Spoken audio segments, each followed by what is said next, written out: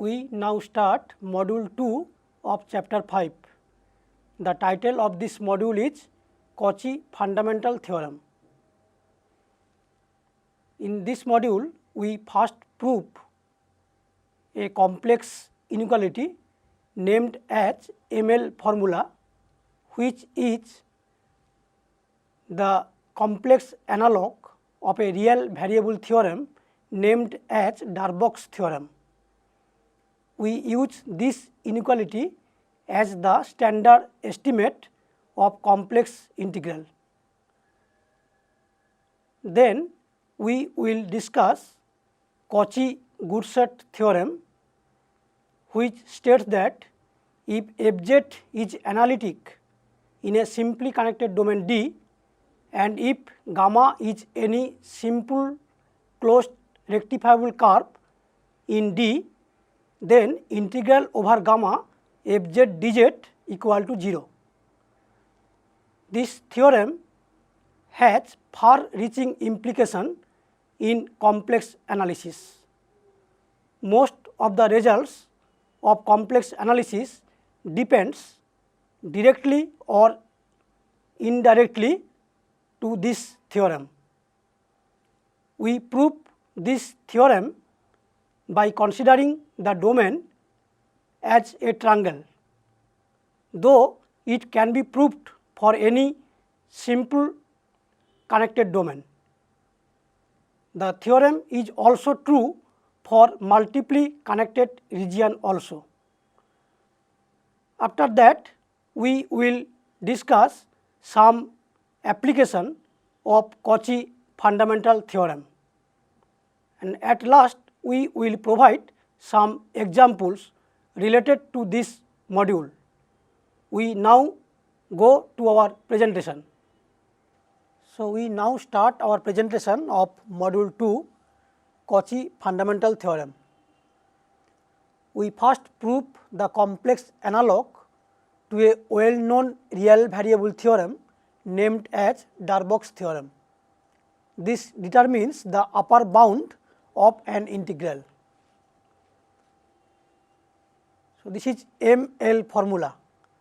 If a function fz is continuous on a rectifiable curve gamma of length L, and if there is a positive number m such that modulus fz less or equal to m for all z on gamma, then modulus integral over gamma fz dz is less or equal to m into L.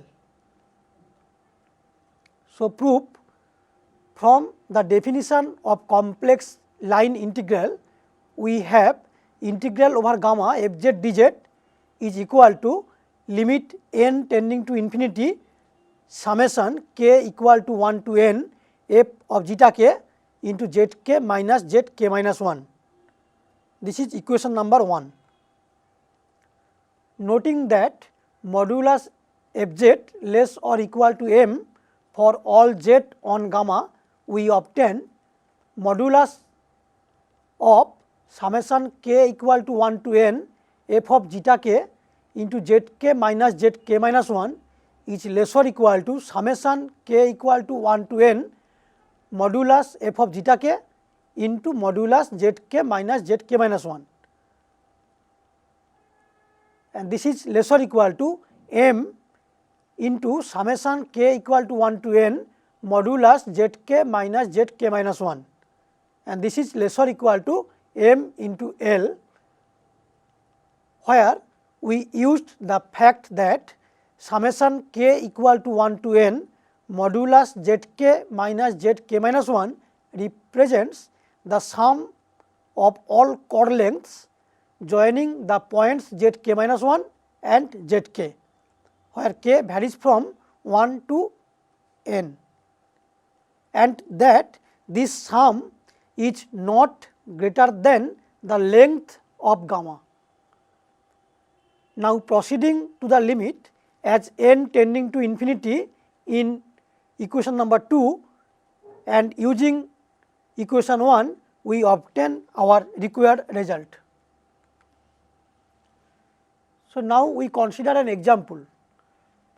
Let fz equal to 1 by z square and gamma be the straight line joining the points I and 3 plus I, so that modulus integral over gamma fz dz is less or equal to 3. So, solution: for all z on gamma, we have modulus fz is equal to 1 by z square is equal to 1 by x square plus y square is equal to 1 by 1 plus x square less or equal to 1, which is equal to m. Also here the length of the curve gamma is 3. Therefore, by ML formula we obtain integral over gamma fz dz is less or equal to m into L, which is equal to 3.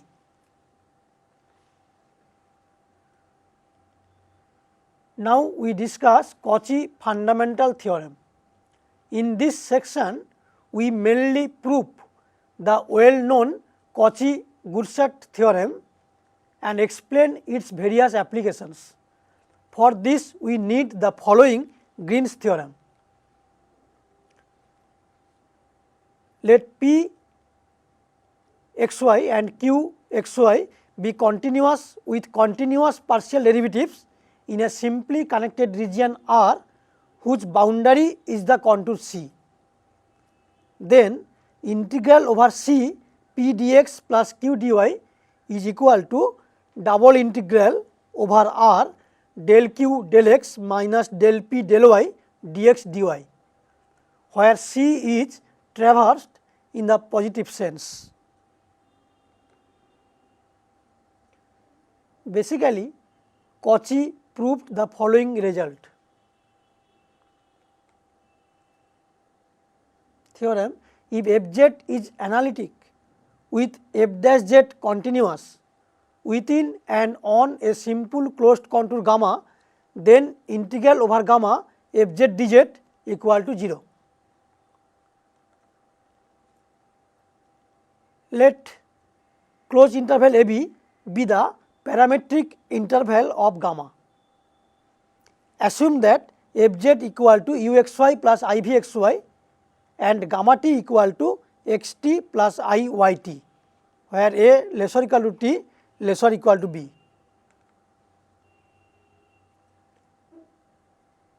Proof: then integral over gamma fz dz is equal to integral over gamma uxy plus ivxy into dx plus I dy, that is equal to integral over a to b u dx minus v dy plus I into integral over a to b u dy plus v dx. This is number 3. Since f dash is continuous, the first order partial derivatives of u and v are continuous. Therefore, using Green's theorem stated above, 3 takes the form integral over gamma fz dz is equal to double integral over r minus vx minus uy dx dy plus I double integral over r ux minus vy dx dy, where R is the region enclosed by gamma. Since f is analytic, in view of Cauchy-Riemann equations, we have ux equal to vy and uy equal to minus vx. So, from 4 we obtain integral over gamma fz dz equal to 0. So, this proves the theorem. We see that the continuity requirement on f dash may be dropped from the above theorem. The result without this condition is called the Cauchy-Goursat theorem. More explicitly, the Cauchy-Goursat theorem asserts that the integral of a function which is analytic in a simply connected domain D along any closed contour gamma subset of D is always 0. So, now we state Cauchy fundamental theorem or Cauchy-Goursat theorem. If a function fz is analytic in a domain D, then integral over gamma fz dz equal to 0 for any simple closed curve gamma in D. We prove a particular case of this theorem by considering the domain as a triangle in the complex plane and extend the result to any convex polygon. We consider the triangle ABC briefly denoted by del. We join the midpoints D, E and F of sides AB, BC and CA respectively, and for this see next figure. So, here the triangle is ABC and midpoint of AB is D, midpoint of BC is E and midpoint of AC is F. We just draw DE, DF and EF. For our convenience, we denote the triangle ADF as del 1, triangle DBE as del 2, triangle ECF as del 3 and triangle FED as del 4. Since fz is analytic in D, we have integral over ABCA fz dz is equal to integral over FAD fz dz plus integral over DBE fz dz plus integral over ECF fz dz,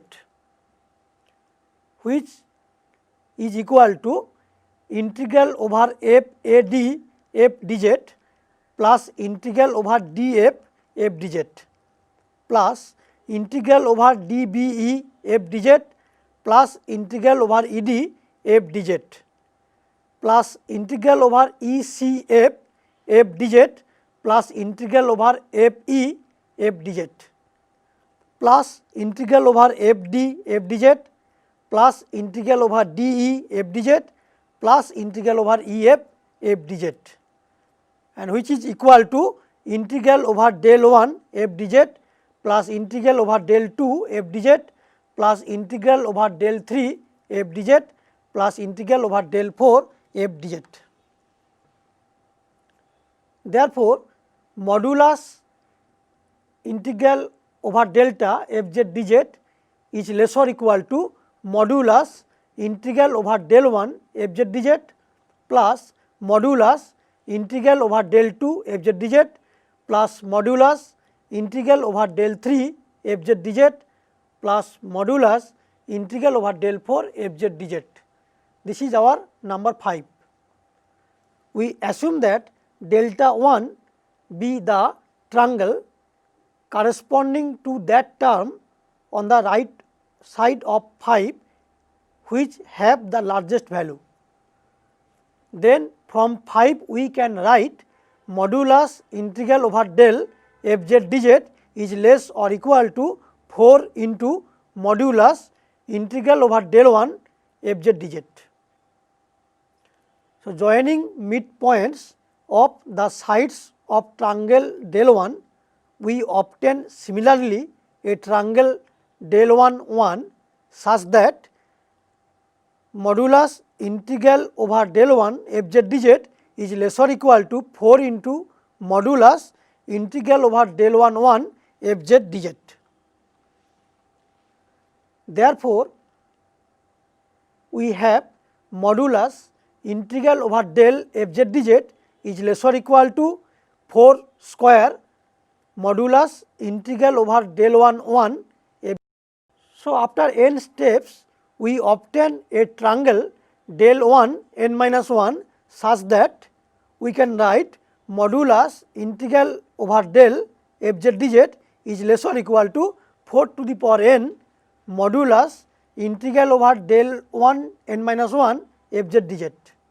This is number 6.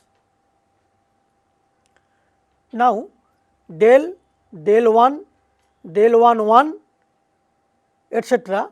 is a sequence of triangles each of which contained in the preceding, and there exists a point Z0 lying in each triangle of the sequence.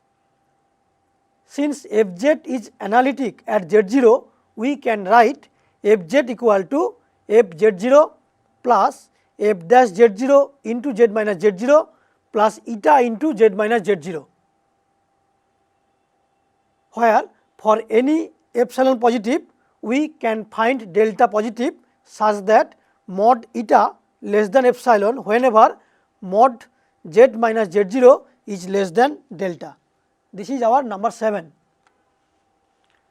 Now integrating both sides of 7 and using the results, integral over del 1 n minus 1 dz is 0 and integral over del 1 n minus 1 z dz equal to 0, we obtain integral over del 1 n minus 1 fz dz is equal to integral over del 1 n minus 1 eta into z minus z0 dz. This is number 8. Now if P is the perimeter of del, then the perimeter of del 1 n minus 1 is Pn, which is equal to P by 2 to the power n. If Z is any point on del 1 n minus 1, then as seen from figure, we must have modulus Z minus Z0 is less than P by 2 to the power n, which is less than delta. So this is our figure. Therefore, from 8 and using ML formula, we obtain modulus integral over del 1 n minus 1 fz dz is equal to modulus integral over del 1 n minus 1 eta into z minus z0 dz, which is less or equal to epsilon into P by 2 to the power n whole square, that is equal to epsilon P square by 4 to the power n. Then number 6 becomes integral over del fz dz modulus value less or equal to 4 to the power n into epsilon P square by 4 to the power n, which is equal to epsilon P square. Since epsilon greater than 0 is arbitrary, it follows that integral over del fz dz equal to 0. Since any convex polygon can be expressed as a sum of finite number of triangles, the result is also true for this case. This proves the theorem.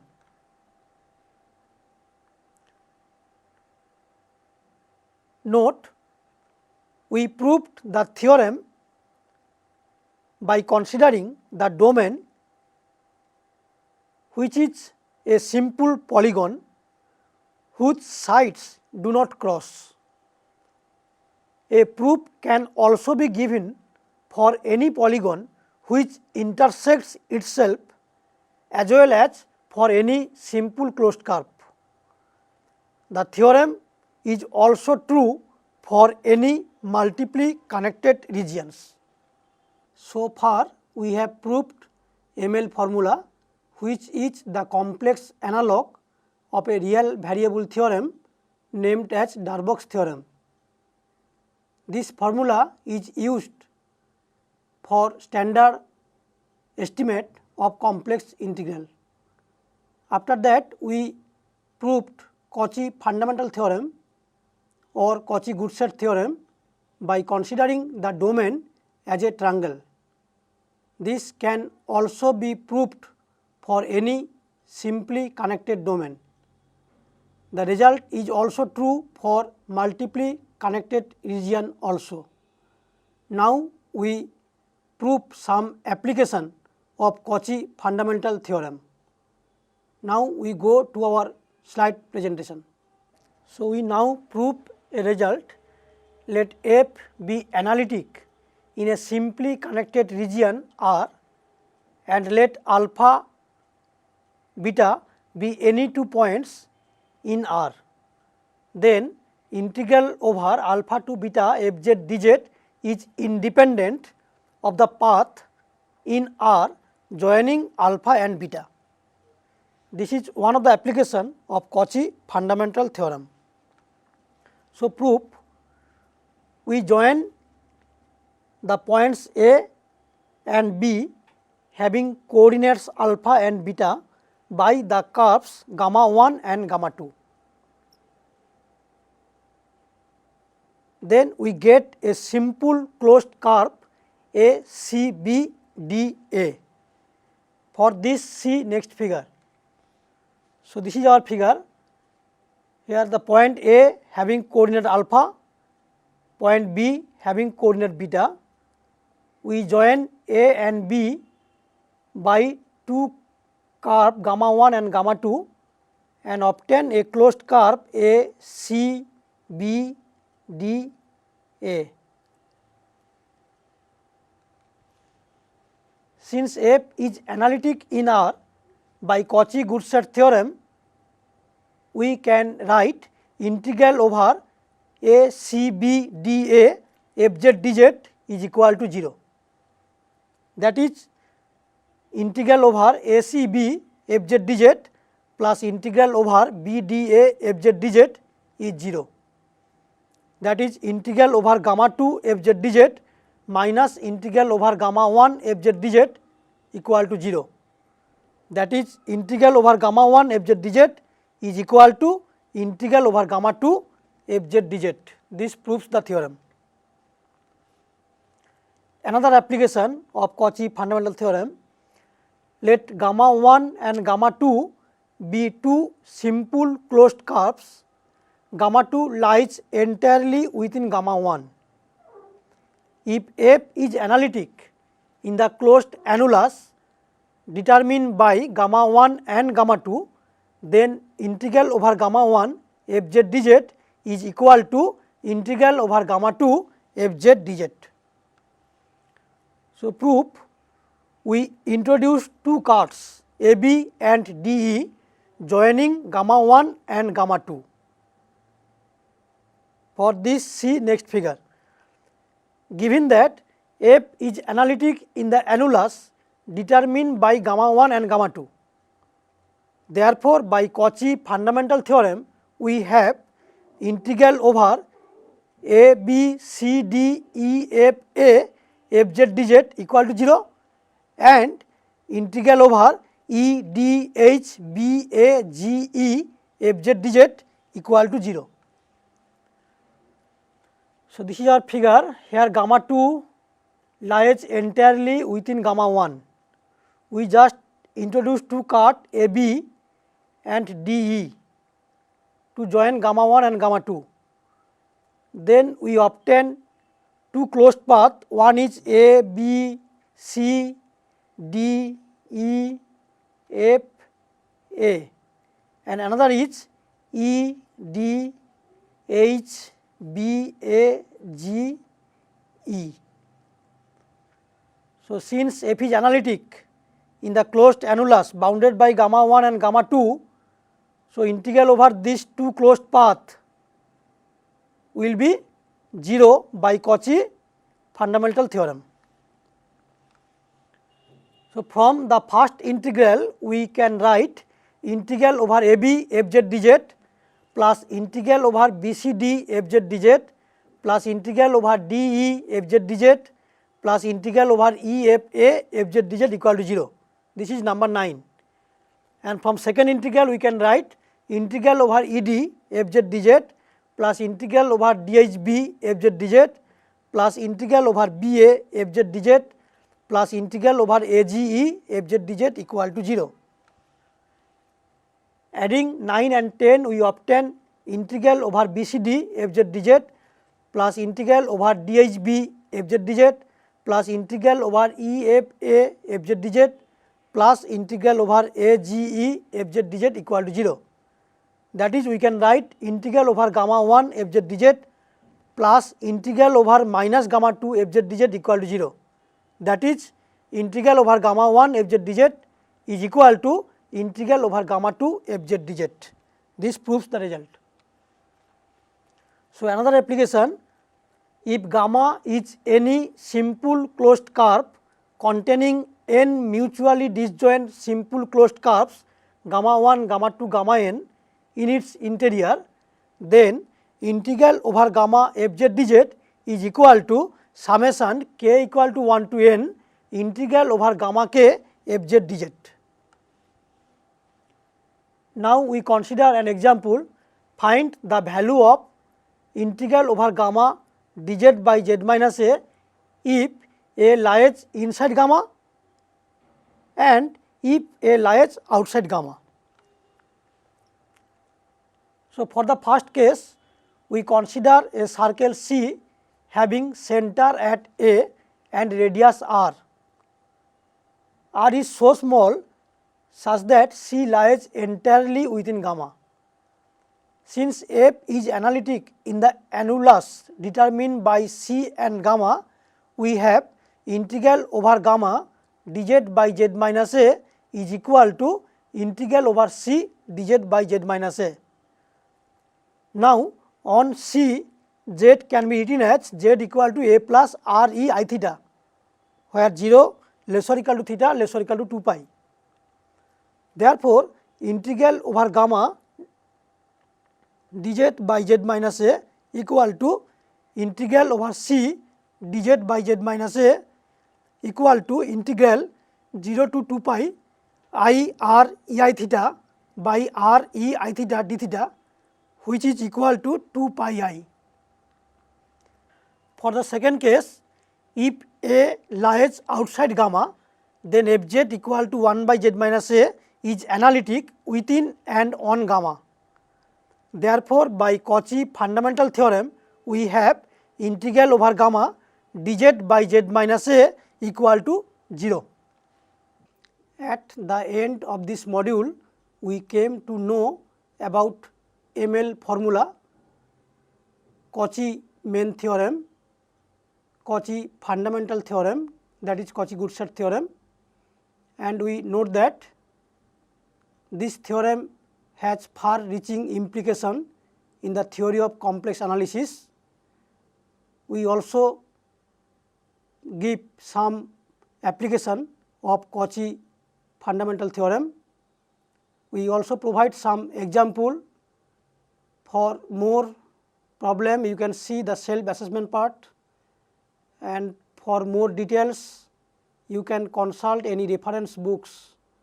This ends module 2 of chapter 5.